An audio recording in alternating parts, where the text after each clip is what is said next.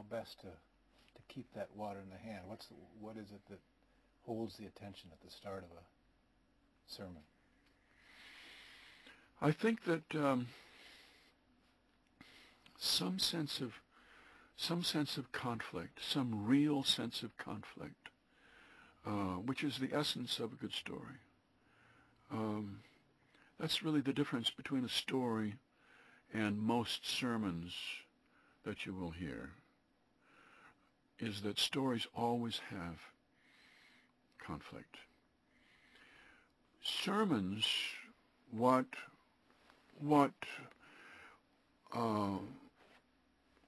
destroys the audience's attention with a sermon is the idea that the person talking to me got this all figured out, and it's all settled with him, and he's now giving me something in a package all wrapped up, and I'm not getting the conflict that went into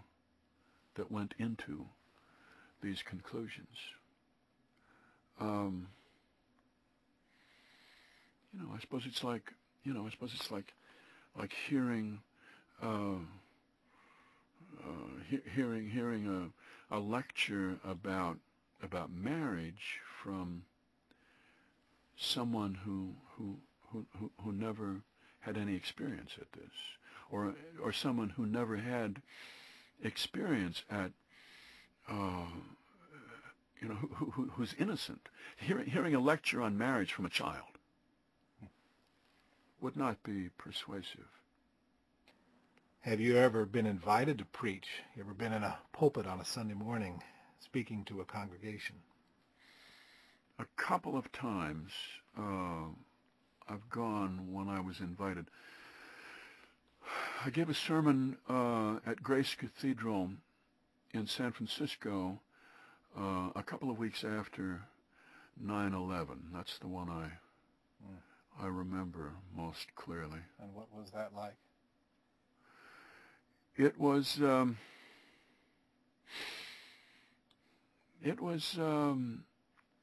encounter with my own inadequacy. It was a profound, humbling experience. Is there any parallel between what happens in your show and what happens in a worship service in terms of leading toward the climatic moment of the homily or the monologue? I don't think so. I don't think of a church service as being a performance, and churches that I've been in where I felt I was being performed to always made me uneasy. There's a lot of that these days. There is. Yeah. And God works with what He has, and I don't deny the possibility of anything to do good for people. Mm-hmm. But my own feeling is that I don't see a connection between performance and worship at all.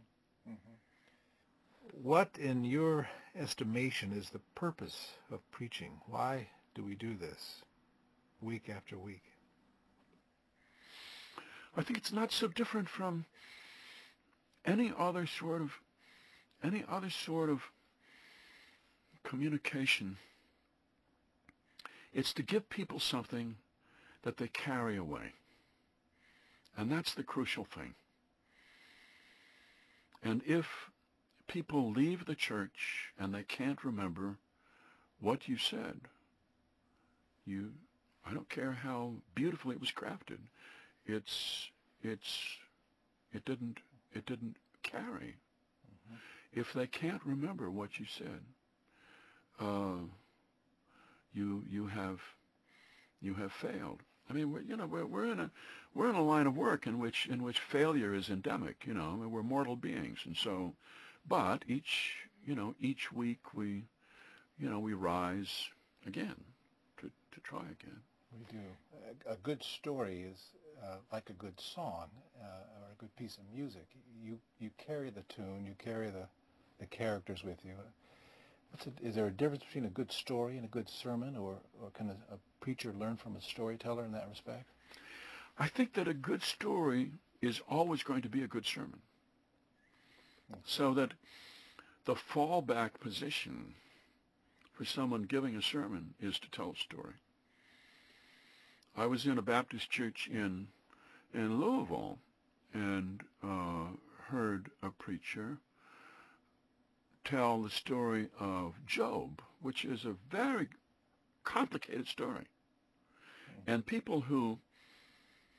even people who grew up in a Bible-based church, Bible-believing people, nonetheless, if you asked them to tell the story of Job, there are elements, the arguments of the three friends who visited him.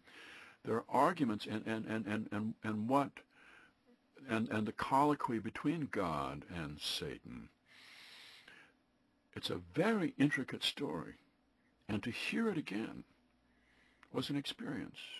To hear it told clearly from the pulpit in 15 minutes was quite a piece of work. And you still remember that sermon?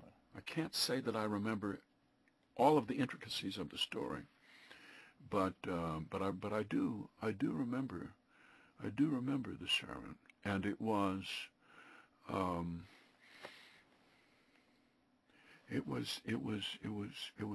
a profound piece of work. It was a very somber piece of work.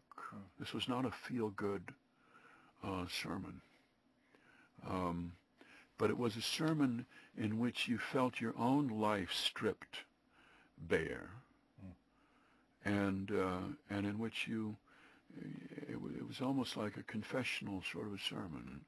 You really felt naked for that moment. I'll always remember that sermon. Karl Barth once famously said that a preacher needs to keep the Bible in one hand and the newspaper in the other. Is that true for the kinds of sermons you want to hear? No, I don't think so. Maybe newspapers have degenerated since Karl Barth's time. No, I don't think so. I think the old words are more and more valuable as times seem to change. And if there's one thing that I think young people need, and I assume probably everybody does, but young people need, is to hear old stories again and again. I think these old stories and the parables of Jesus, the easy ones like the prodigal son, which is a wonderful parable that we all love, to the difficult ones, the parable of the vineyard and the parable of the good steward, need to be told again and again. I think